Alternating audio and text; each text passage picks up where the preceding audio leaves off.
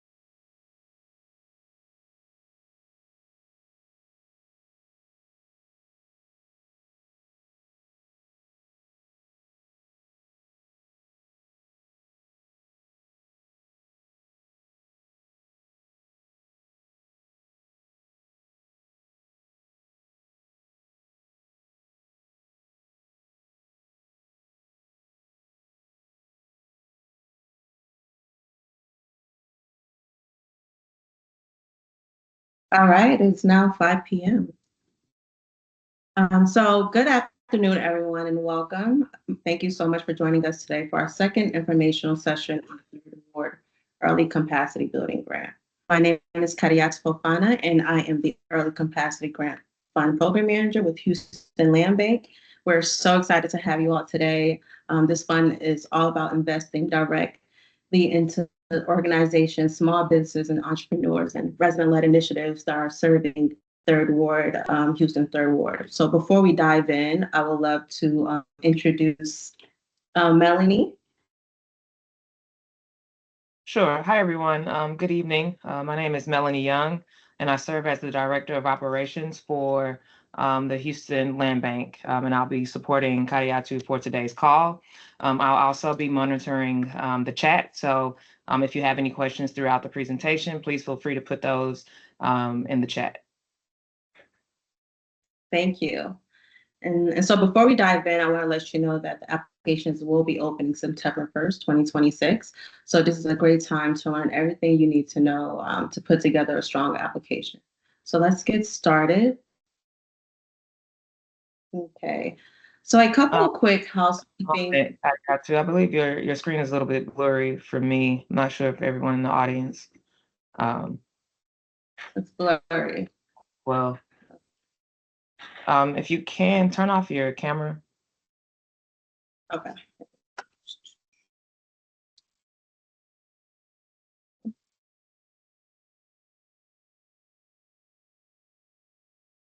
Okay, how's this? It's still blurry. I'll go ahead and share my screen. Okay.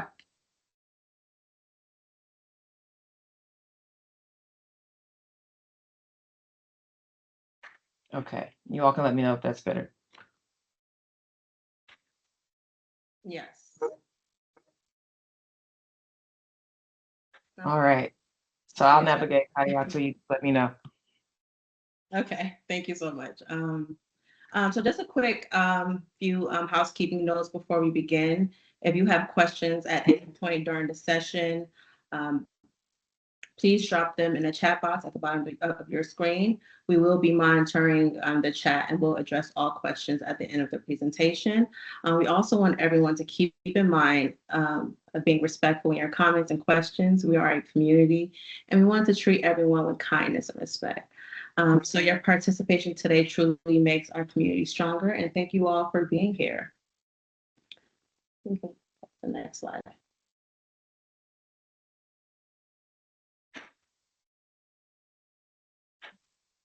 Okay, so a lot of you may ask why the Houston Land Banks facilitate this grant.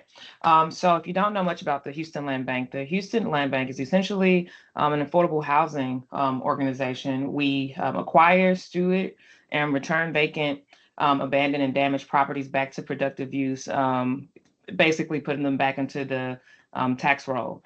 We're publicly accountable. We're a public nonprofit of the city of Houston, and we're governed by 13 board members that are appointed by the mayor, the city council, as well as Harris County and HISD.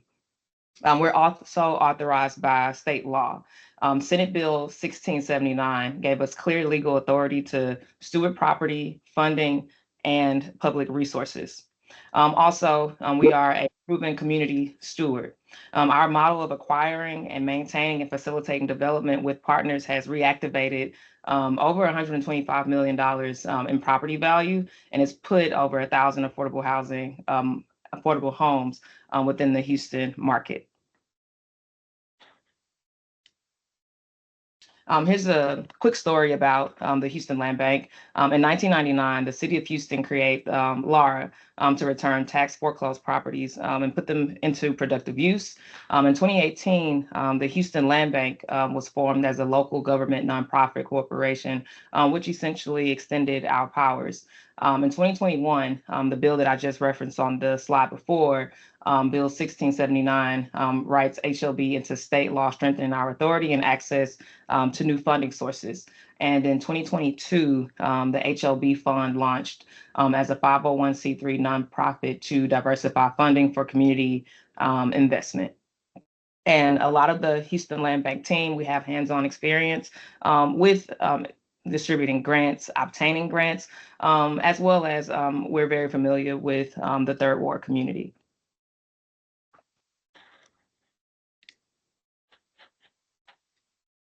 Okay, so what exactly is this fund? The Third Ward Early Capacity Building Grant Fund is a community-centered funding initiative designed to strengthen organizations, small businesses, entrepreneurs, and resident-led initiatives that are actively serving Houston's Third Ward.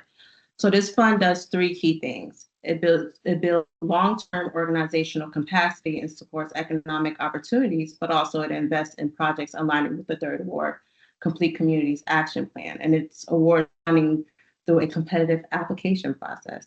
So the total grant funding has grown from its original amount of $850,000 to a full $1 million.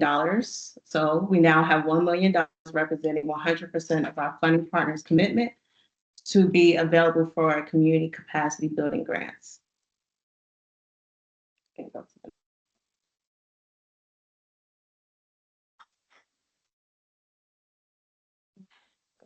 Yes.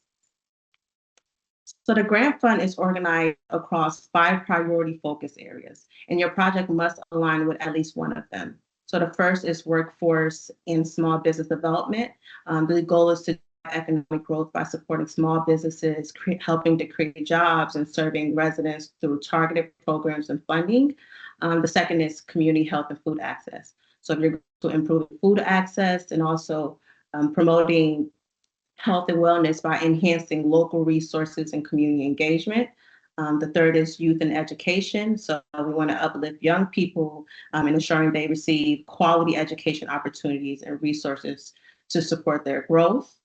We also another focus area is community leadership, right? If you have a project that empower residents and supporting initiatives that engage residents in leadership roles and fostering shared responsibility for local improvement. That's another focus area. And lastly, we have cultural preservation, so supporting the arts and cultural events, serving residents while preserving the community's rich heritage and traditions. So those are our 5 priority focus areas in order to serve the Third Ward. So if you have a project that aligns with one of these, this fund may be for you. Next slide.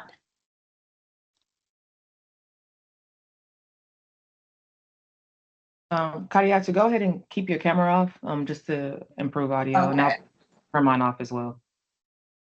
Okay. So who can apply? Now let's talk about who is eligible to apply. To be eligible, applicants must do 3 things. They must demonstrate a clear connection to Houston's Third Ward, serve Third Ward residents through programs, services, or business activities, and propose a project that align with one of the 5 grant priorities that we just covered. So in terms of who can apply, we welcome nonprofit organizations, small businesses, entrepreneurs, and community-based organizations. One important note, to be considered for funding, applicants must be legally organized as a registered business, nonprofit, or other recognized legal entity, or you have a registered DBA. So if you are unsure whether you qualify, we encourage you to reach out to us directly, and we will be trying our best to help you as best as possible. Next. So the 2 grant tiers, so the fund is structured into 2 grant tiers, and it's a total of $1 million will be deployed across both. The tier 1 is a community micro grant, which is up to $15,000, designed for early stage and grassroots organization beginning to grow their impact in Third Ward. This tier is for grassroots organization, emerging nonprofits and small businesses and entrepreneurs and resident-led initiatives. So you need to have been established for at least a minimum of 2 years to qualify for the tier 1. Also, the funds will be released in installments pending approval or case-to-case basis. And next we have the tier 2, which is the growth fund. You are eligible to receiving up to $75,000. This is designed for established nonprofits and businesses with a proven track record of impact in Third Ward. So this tier is for established nonprofits, small businesses, organizations that are scaling their programs and community impact. So you need to have been established for at least 5 years for the tier 2 funds in order to receive this. And for the tier 2 funds are released in 3 installments. You'll be receiving 50% upfront, 30% at your midpoint milestone, and 20% upon project execution. So one important policy to note is you can only apply for one tier, not both. So choose a tier that best fits your organization's stage.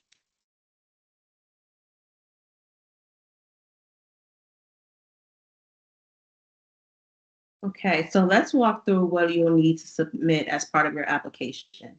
There are 8 required components for all applicants. Number 1, you will need a completed grant application. submitted through the Houston Land Bank online application portal, which will open September 1st and will close on September 30th.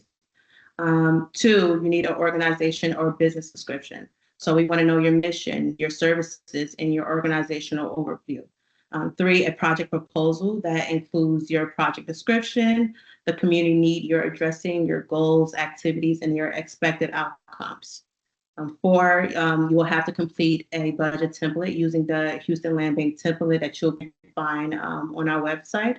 All links will be dropped at the end of the session, along with a budget narrative that justifies how the funds will be used. Number five, you'll need to showcase proof of your third ward connections. So you have to showcase how are you servicing the residents or how is your operation benefiting the community. Six is business six is your business and organization documentation, such as business registration and nonprofit documentation. You need to pretty much attach your registration. And number eight is applicant must certified confirming that your organization is in good standing. So all of these must be submitted through the Houston Land Bank online application portal when it opens. And at the end of the session, we'll be dropping the links in the chat.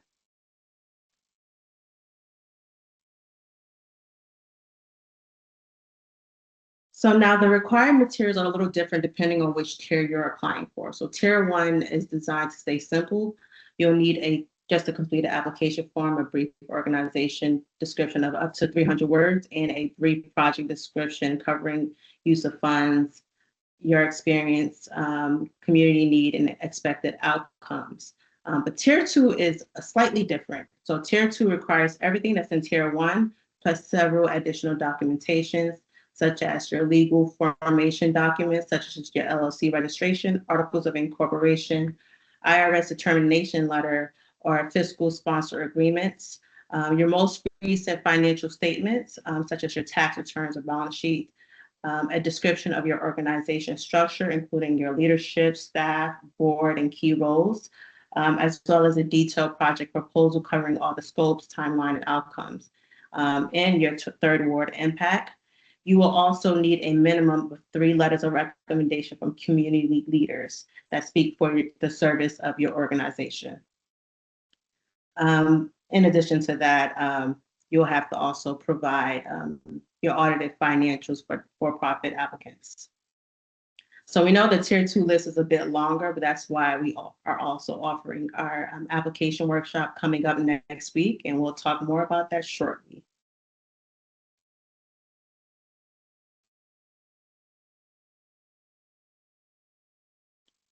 So what the application asks. So when you sit down to complete the application, here is what it will ask you. Section 1, it will ask you, what is your organization? So it'll give you an opportunity to tell your mission, your services, and your activities within 300 words or less, as well as your business type. Are you a nonprofit, for-profit, grassroots, or whatever your business falls under, you'll just indicate that. Section 2 is about your project. So you'll have to articulate the community needs you will address, your proposed activities, and the impacts and expected outcomes in your project timeline. Section 3 of the application is your budget. How much are you requesting? How our funds will be spent, all itemized within the Houston Land Bank budget template. Fourthly, your third ward connection. So you will have to showcase proof of service and operations in third ward community. This include photos, utility bills, a lease, business license, program materials, or a website. That is your opportunity to showcase how have you served third ward in the past. And section 5 is your certifications. So we want to confirm that your information is true and accurate, that any conflicts of interest are disclosed, and that your organization is in good standing in your IRS form, such as your W-9.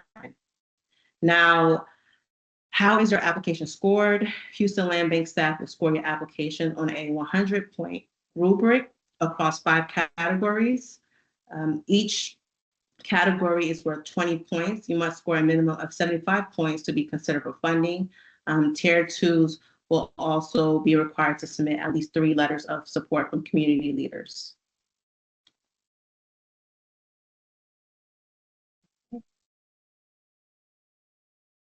Now let's talk about what you can actually use this money for, right? So grant funds may be used for reasonable and necessary expenses that directly support your proposed project. This include program implementation and project-related expenses, equipment and supplies, professional or contracted services, marketing and outreach, training and capacity building activities, and other eligible costs that directly advance the proposed project. So it also includes personnel and administration costs, which may cover project management, office supplies, utilities, and other indirect costs necessary to administer the grant. So the key word here is direct. So the expense needs to clearly connect to the project you're proposing, and your budget narrative is where you will explain the connection.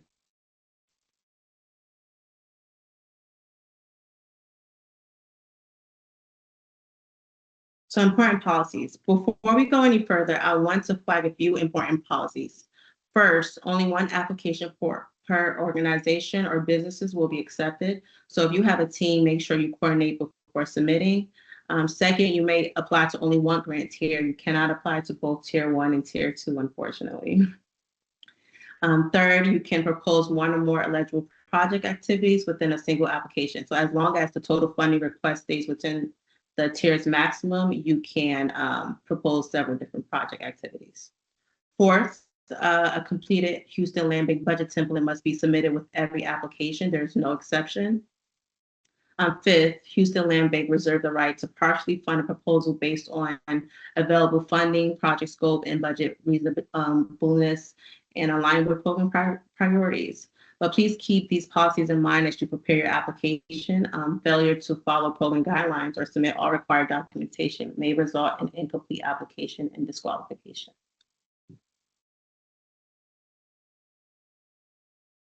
Okay. So we know that applying for grants can feel overwhelming, especially if it's your first time. That's why we're hosting a grant application and workshop specifically designed to help you. So the workshop will be held on August 11th at 5 p.m. I believe that's next Tuesday. Correct me if I'm wrong. It will be virtual and you can register at houstonlandbank.org. At this workshop, you will learn how to develop a strong and compelling project proposal that clearly define your project goals, activities, and expected outcomes. You'll be completed a grant budget template and prepare a realistic budget. Align your budget request with project activities and eligible expenses. You'll understand all required application materials and supporting documents and receive technical assistance and ask questions before application opens with some September 1st. So we highly encourage everyone to consider applying to attend this workshop. It's on a virtual platform, same platform that we're using today, Webinar Teams, and it's designed specifically to help you all.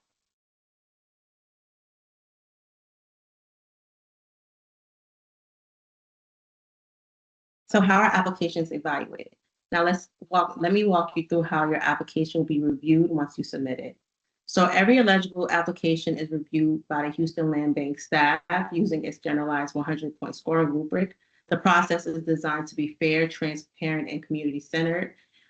So here's how it works. Step 1, applications are first screened for eligibility and completeness. Step 2, eligible applications are independently scored using a scoring rubric. And step 3, scores reflect your proposal strength and organization readiness and your project feasibility and its alignment with program priorities. Step 4, tier 2 applicants, community input through letters of support is also part of the evaluation. And the minimum score to qualify for funding is 75 out of 100. So applicants who score below 75 will not be considered for this round of funding. We want to be transparent with you all in this process. So because we want you all to have every opportunity to put your best application forward, we're offering the workshop next week.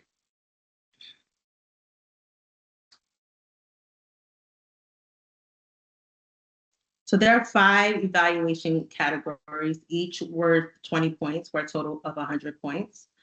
So the first category is community impact and third ward alignment. That's about 20 points. This is about how clearly and directly your project serves third ward residents and align with community priorities. Category 2 is the project plan and feasibility, which is also 20 points. This asks, is your project plan realistic? Is it well organized, achievable within your proposed timeline and budget? Category 3 is equity and community-centered approach. It's also 20 points. This examines whether your approach is rooted in equity, whether you're centering the community in your work. Category 4 is budget and cost effectiveness. Are your budget requests reasonable? Is it justified? Does it align with your proposed activity? And the fifth and last category is sustainability and long-term impact, right? How will your project create lasting benefit for Third Ward beyond the grant period? So we use this rubric as your guide when writing your application. If you can speak to all 5 of these areas very clearly, you're well on your way to have a competitive application.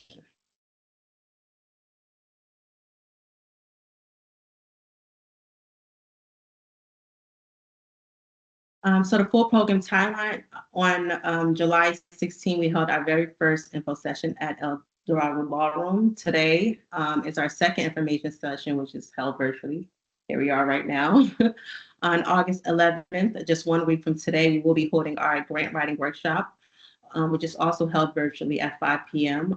You can register at houstonlandbank.org. Applications will open on September 1st through our online portal. The application window will close on September 30th, so you'll have the full month of September to prepare and submit. Once the application closed, we will no longer be accepting any more applicants. And Houston Land Bank will conduct their review in October and November, including scoring applications and creating contracts for our award recipients. And award notification will go out in December 2026.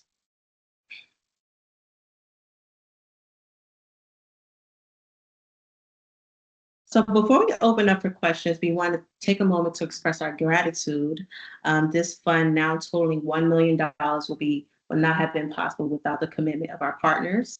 We want to thank Rice Universities, whose funding partnership makes this investment in Third Ward possible, representing 100% of their commitment to community capacity building grants. We want to thank Houston City Council for championing Third Ward and supporting this program in all of Houston neighborhoods. And we want to thank the Community Advisory Council, the CAC, for their ongoing guidance and steady fast support of Third Ward priorities. This is a true community investment, and we are honored to be the stewards of it. And yes, let's open the floor for questions. Feel free to raise your, let me go to the chat box.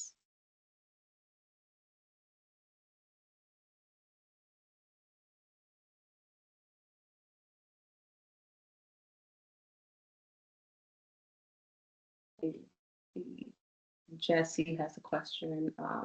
Let me unmute you. Peace, how you doing? Hi. Hi. So my question is around what is considered Third Ward exactly? Because I know we have, the different adjacent neighborhoods. So is there an actual geographic zone that says, where the effect of what your project is going to be doing is held? Because it may be right below OST or right. I just want to see what that actual geography zone is, or is it not that rigid of a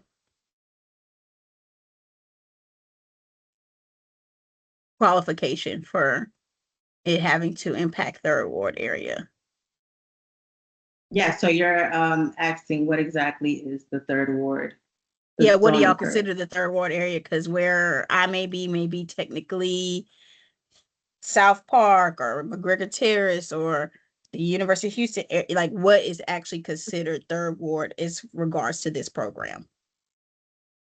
Right, that is a great question. So the program is guided by the Community Benefits Agreement, which directly funds things to organizations serving the historic Third Ward. So which not just the ION that's located in Midtown, but the investment is intended to benefit the broader Third Ward community. So the historical Third Ward areas were divided over time by like the freeway construction and other development decisions. So limiting the eligibility to like the historical one. So it's like the super neighborhood boundaries. We have the 77009, there's some parts of 77021 area. So really the historic before the construction, if that answers your question. That was exactly my thought was when are we? Yeah, thank you.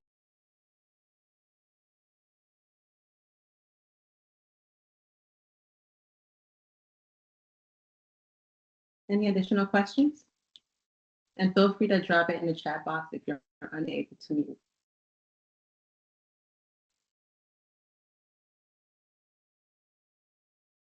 I think Maisha Randall said, is the grant available for-profit and nonprofit organizations? Yes. If you're serving Third Ward and you're a for-profit or nonprofit and you're qualified for one of the focus areas, this grant is available for you. Okay, we have a Michelle Barnes has her hand raised. I'm gonna first allow the mic use for Yes. her. Michelle, you should be able to unmute yourself now.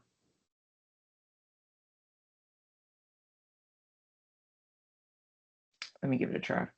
No, I can't. She Can she? she would have to unmute herself, but she can. Let's give until she can. Let's go on to Deirdre. Mhm.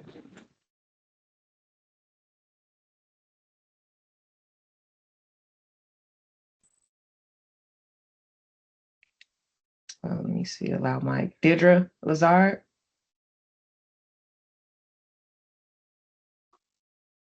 You can unmute. Yeah.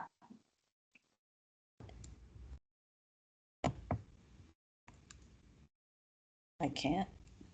I can hear you. That's We you. can hear you. Can you hear me? Yes. Yes. Oh, thank you so much.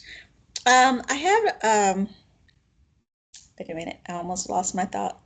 It was a question more about the youth education part of the grant. When you say youth education, does that include young adults, college age, or is that specifically elementary, secondary education, youth educators?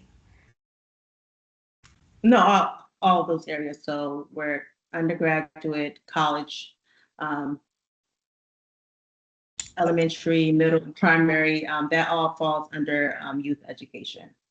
Great. As long as you're serving Third Ward and it falls under the education category and advancement of Third Ward, then yes.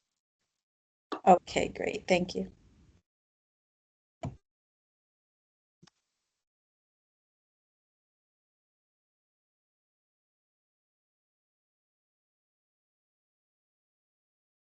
Let's see.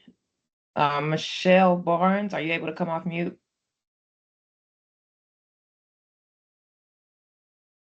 Okay. Let's see. I'll go to Ron McFarland. Give me a second just to allow your mic. Try to unmute now, Ron. Yes, can you hear me? Yes. Okay, good. This is Ron McFarland, Harlem River Farms. And I have a question concerning Tier 2. How do you define the 5.5 years established? Is it based only on legal formation date, or can it include documented program history, founder-led community work, or fiscally sponsored activity? Sorry, can you repeat that again? Okay, how do you define the 5.5 years established for Tier 2? Is it based only on legal formation date, or can it include documented program history as well? You will have to provide documents that you've been serving. So if you're applying for Tier 2, you'll have to provide documents that you've just been serving the past 5 years. If, let's just say, in this case, if your formation is at 4 years, but you have proof that you've served for the past 5, 6+ years, you can provide that as well. Okay, So thank you very much. Yes, if you can also provide also 3 letters of recommendation for like community leaders that could attest to your organization, as well as your financial statements, but you'll have to showcase that you've been serving for the past 5 years. And there was a question about that goes directly to the community leadership. Jasmine Lynch in the chat asks, what are characteristics of a Third Ward community leader who is qualified to be considered a Third Ward community leader? And I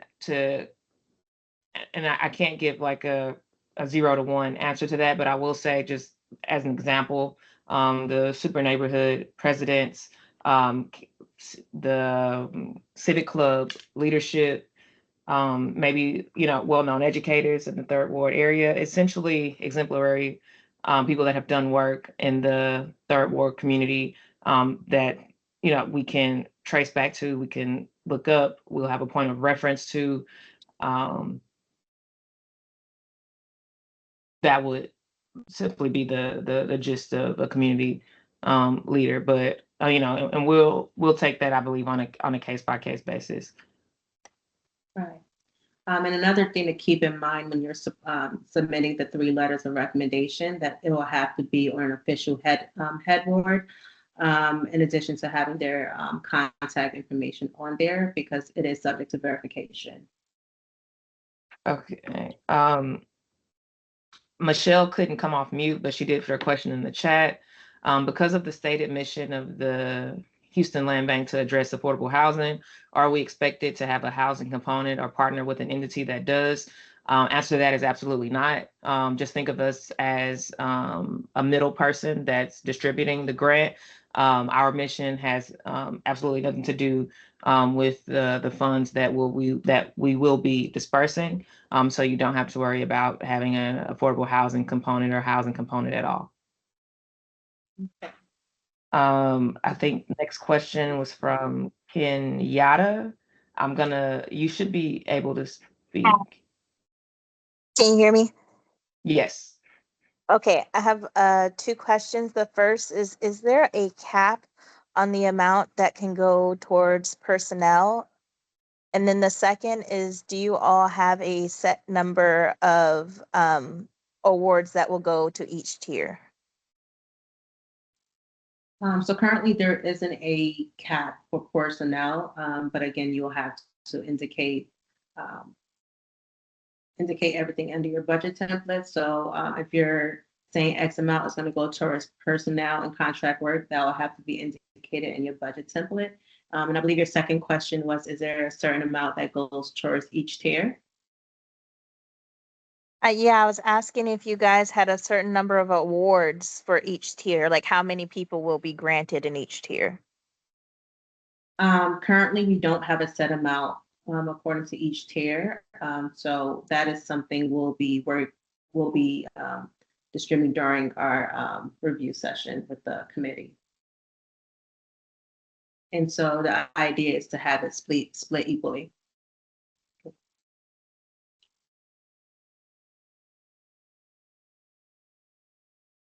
There's a question, is an organization opened in 2 years qualify for the emerging grant? So tier 1, you'll have to have a minimum of 2 years of establishment. In tier 2, you have to have a minimum of 5 years.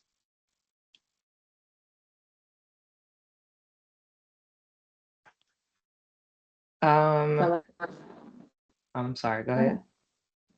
No, I was just reading the chat box.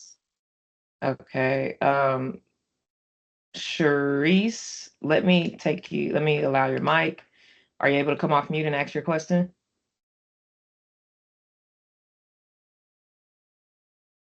Hello, can you hear me? Yes. Okay, the question I have is that if you are not selected for the Growth Fund Awards, will you automatically roll over to the Micro Grant Awards?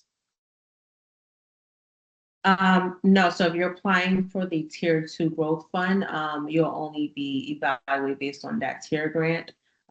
So let's just say, so I'm assuming you're asking, let's just say you're requesting for 75K in tier 2, and you don't necessarily meet the requirements for that. Will you roll over to tier 1 under a certain amount? Is that what you're requesting? Is that what you're asking? To clarify?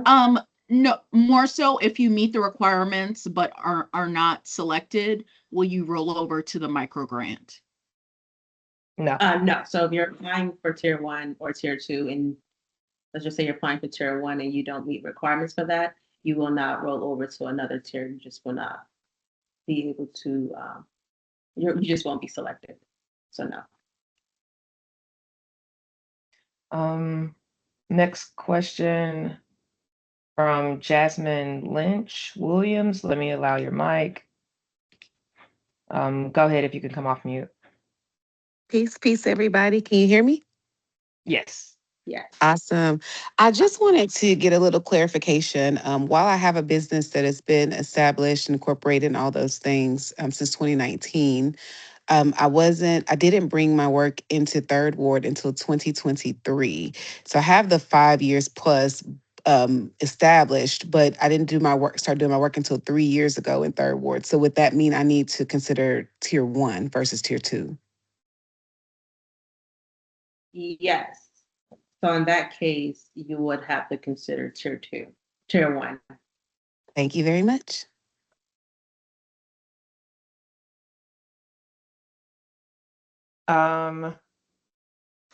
Pastor Chris Johnston, let me allow your mic. Good afternoon. My name is Minister Chris Johnson from Hope for Families, Good Hope Missionary Baptist Church. Really quick question. Will this PowerPoint that you use for your presentation be sent out to us via email? Yes, I can send that out to you all via email. Okay. However, it's also on our website. Thank you. Okay. Deirdre, did you have another question? Yes, it's just, I don't know if you mentioned it or not. I just wanted to make sure that religious entities can apply.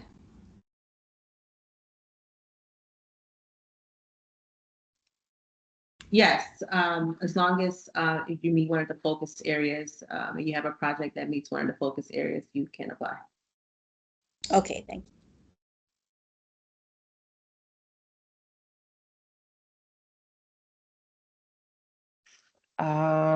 Leotis Boswell Johnson, let me allow your mic. You can come off mute now.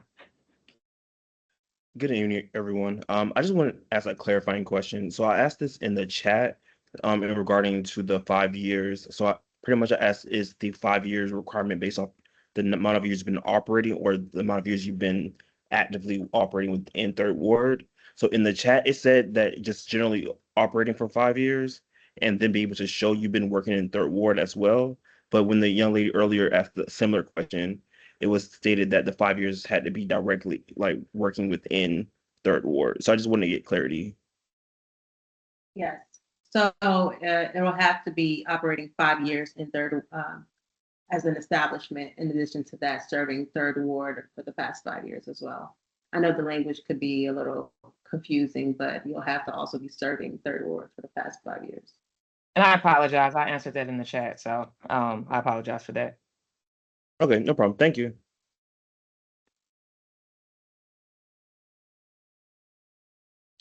See a hand raised for Sekou Mohammed. Okay, let me allow the mic. 1 second. All right. Mike should be able to unmute.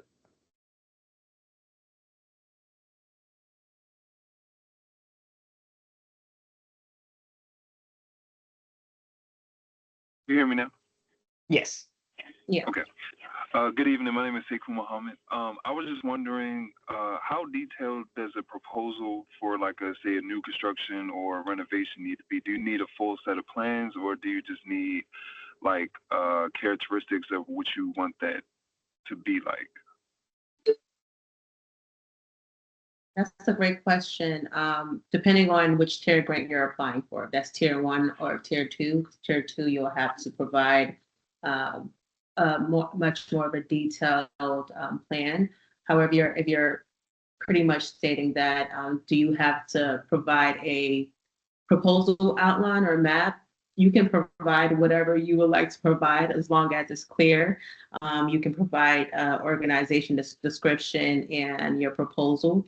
So you just have to find a way in order to articulate that within your proposal. So that should also be fine. Okay. Just for clarification, I'll be proposing or I'll be applying for tier 1. Okay. Okay. Thank you so much. And tier 1 is much simpler than tier 2. So you just need a brief organization description, your project description, the timeline of your project proposal, and whatever you feel like it will support your application even further, feel free to provide that. Thank you so much. No problem. We have another one from Jesse McBride. Yes, I kind of asked in the chat earlier, but maybe just a little follow-up. If I have two separate entities, two different legal entities, two different categories, could I apply to different tiers and like with those entities separate versus one entity trying to apply for multiple tiers, which I know is not allowed? So if they're two different legal entities. Yes, two And, different incorporations, two different, all of that. And if you're able to provide proof that you've been serving differently for those both tiers, you can apply for both. Okay. As long as Yeah. it's a showcase for both. Gotcha. Okay. Thank you.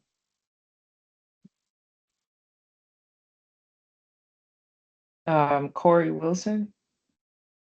Let me allow your mic. Okay, you should be able to come off mute now. Yes, I was having trouble. I was looking to sign up for the workshop and I didn't see it on your website. Is there another place I could find it? It's on a website, but I can actually drop it in a chat box, or after the call, I can send everyone an email for the presentation slide, as well as the links to join the workshop next week. Okay, thank you. Any additional questions? If you're unable to go on mute, go off mute, feel free to add your questions in the chat box. Is there a place that we can, in between the different workshops, or is there a space that we could go to like ask other questions or get a resource in between now and when the application closes? Yes. Let's go to the last slide. Yes. You can feel free to email me or reach us at this telephone number 281-655-4600 if you have any questions. However, if you have a question, feel free to reach out to me directly and I'll try my best to answer all of your questions. The email would be the best way. Yes, Most it's the expedient. ideal way. Yeah. Yes, please don't hesitate to reach out to me if you have a question. If you have several questions, please email me. My email address is k.fofana@houstonlandbank.org. I'm going to drop it in the chat box as well. I have another question that's come up. For your project, does it have to be completed in 2027, or what's the time range of like completion for the project proposed? So project starts January of 2027 to the end of 2027. So it will have to be completed in 2027. Thank you. No problem. Ron Farland asks, is there going to be another amount next year? No, this is currently just the one grant year.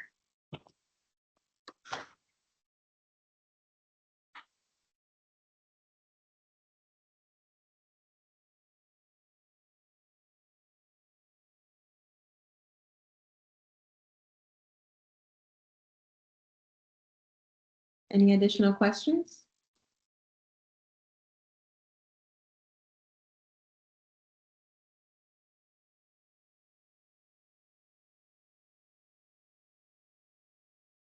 We have June Lee.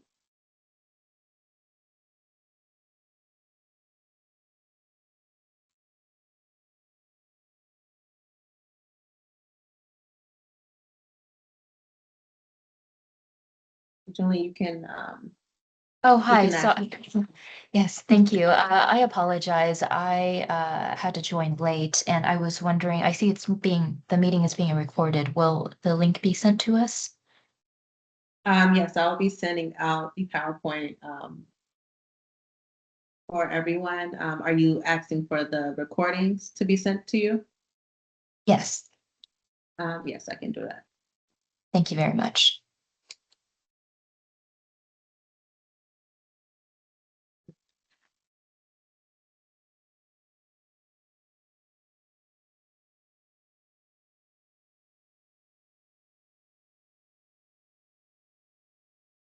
Any additional questions?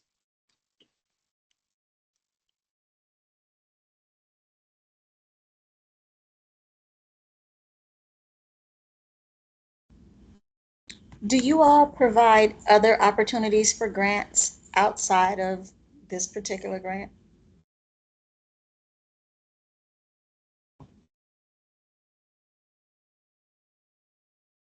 Not at the moment.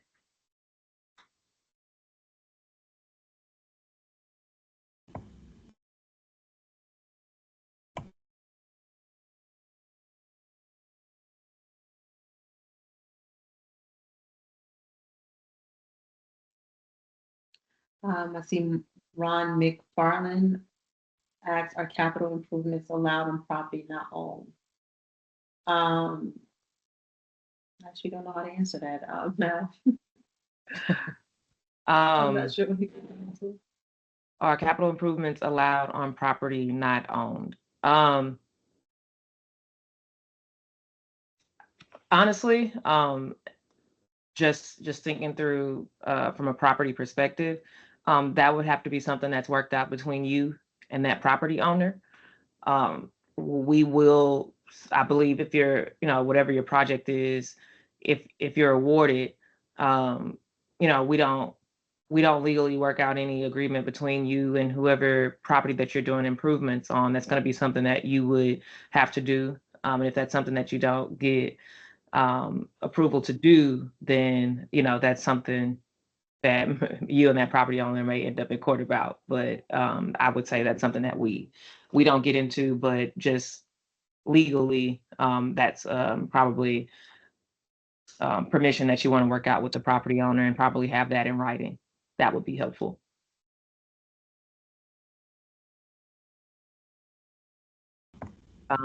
Ken X, can you provide a map of Third Ward that applies to the grant? So what are the boundaries for the grant?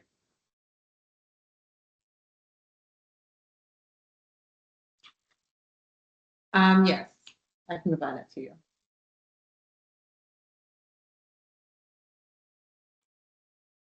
Our zip code is, yes, I can provide all of those to you. Again, it's the 77009, some parts of 77021. However, at the end of the call, I can provide those to you all for more clarity to see if you guys are eligible. I know the boundaries is kind of like one of the hot topics right now. I see another question from is it Deidre? Deidre? Deidre, yes.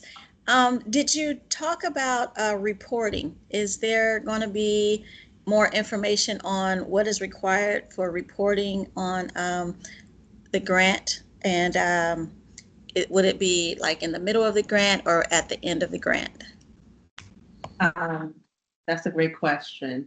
Yes, so once your project is selected, starting January, there will be quarterly reports, just check-ins, but your main reporting will be the mid-year mark, which was technically be June. There will be one-on-one meetings with all of the awardees. And so whatever you outline in your project proposal, the reporting is making sure that you reach those deliverables within your timeline. So there are reporting demands at the, I'm sorry, not 77009. I'm sorry, that's the height, 77002. My apologies. 77002. Not sure if did I answer your question? As for the reporting? Yes, that was great. Thank you so much. Okay. 70702 and 77021.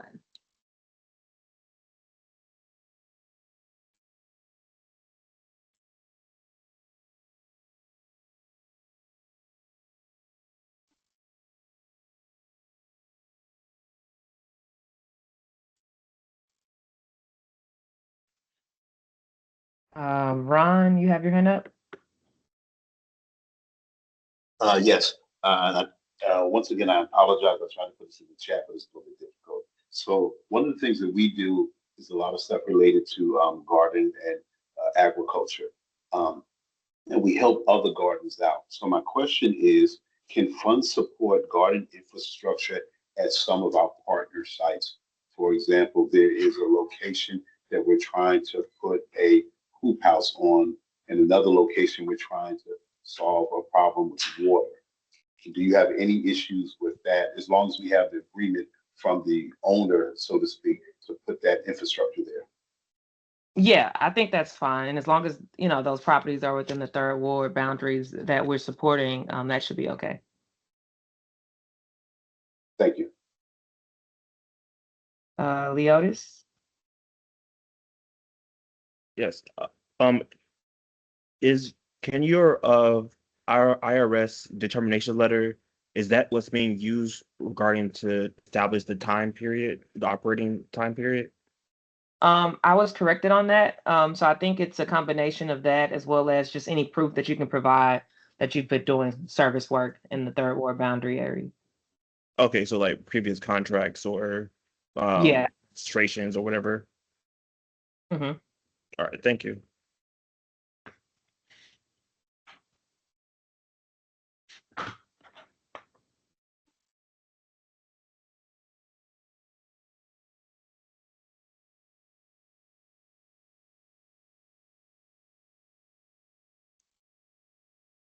To clarify, it's 77004 and 77021. I slipped up and said 77009. My apologies where I live.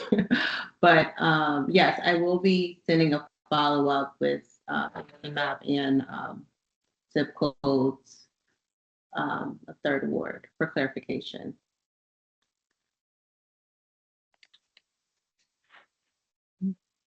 Any additional questions? Again, feel free to put your hands up to be unmuted or drop it in the chat box.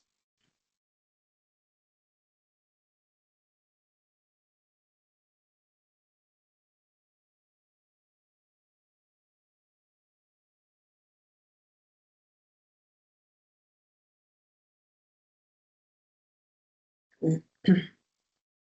If no other questions, you all can feel free to drop, but we'll hang out here until 6 p.m. exactly. Yes. Thank you all for joining. Thanks, Feel everyone. free to reach out to me via email. If you have any additional questions. Thank y'all. Thank you. Feel free to stay on if you have any additional questions. We're here until 6. Thank you so much. I think this is an awesome opportunity. Absolutely. Thank you. Thank you. Thank you. We look forward to seeing your application. Sharice? Hi. I just had a question regarding the I guess the community leaders for third ward. Like if I guess like what if you don't have like I guess like close ties with political like entities, I guess, like political figures in the third ward community, but you've still been doing work within third ward? I guess what are your recommendations for that? Or I is don't that by necessarily think that they have to be like political people.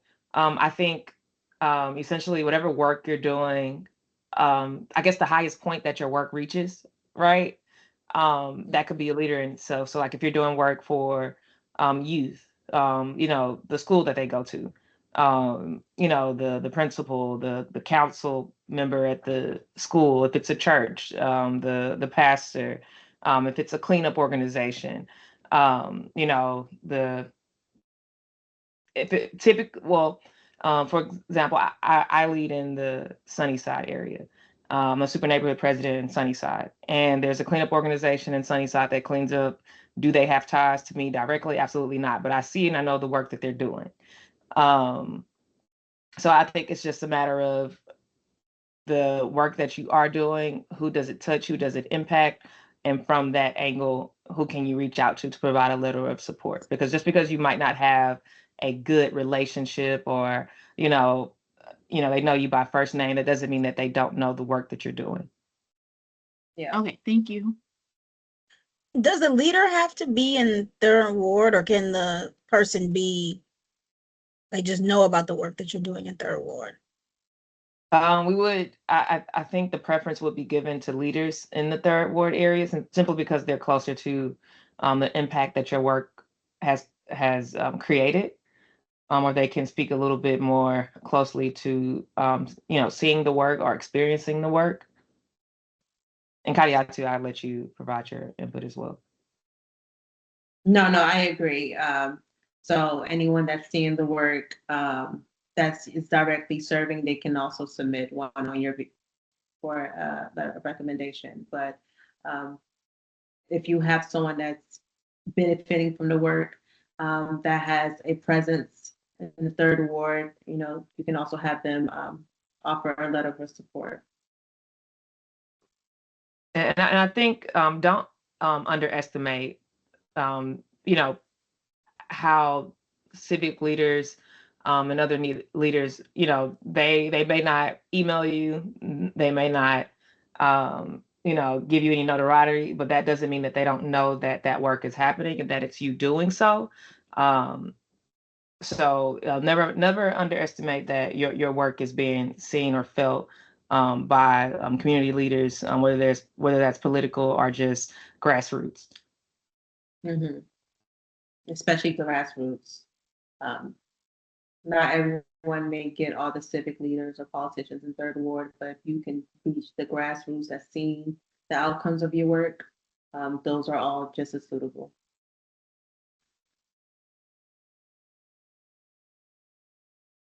Okay, we're down to the last 2 minutes. Any additional questions? Jesse, Giselle, I'm sorry. I'll have to allow your mic. Sorry about that. You should be able to unmute now. And sorry for the mispronunciation. Giselle May. Excuse me. Hello. Hello, Yes. can you hear me? Yeah. Yes. When can we expect to receive the email with the presentation and meeting recording? Yes, I can send that to you all by the end of the day. Okay, thank you. No problem.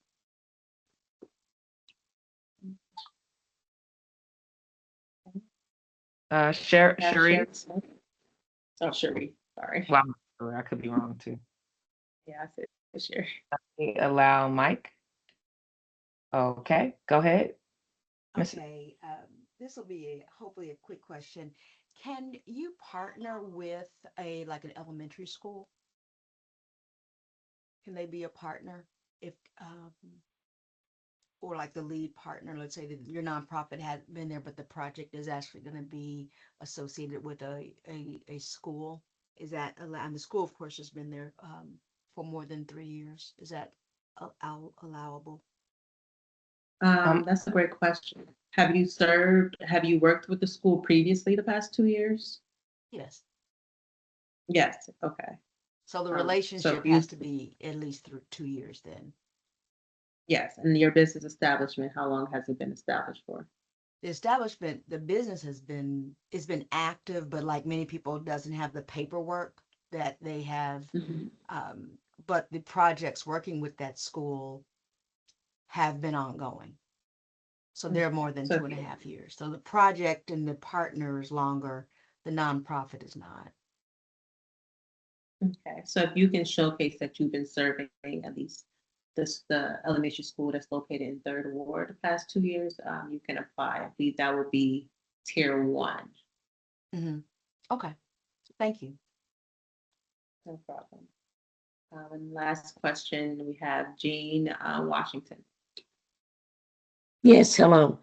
I am really concerned about the correspondence that I need to get because it went to my spam and I registered. I know y'all think it's weird, but I registered almost 3 times And so tonight, I just happened to look in my spam, and it was in my spam, but I never got an email with the link to the meeting tonight.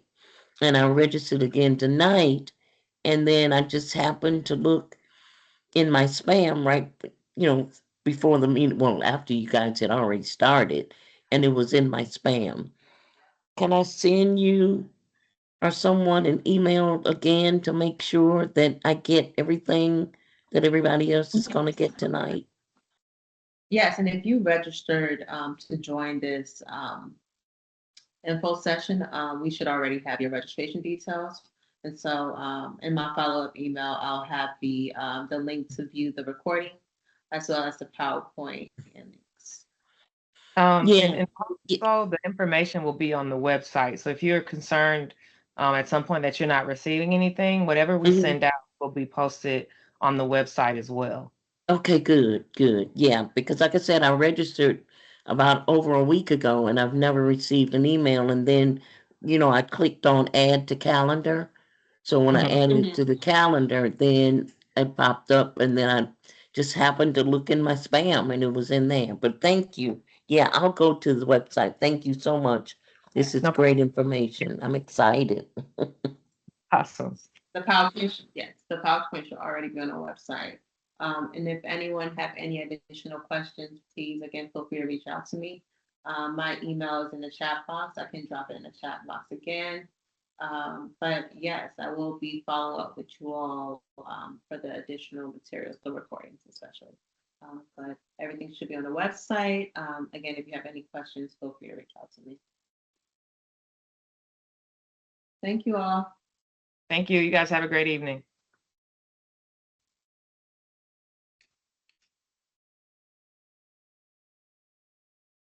You.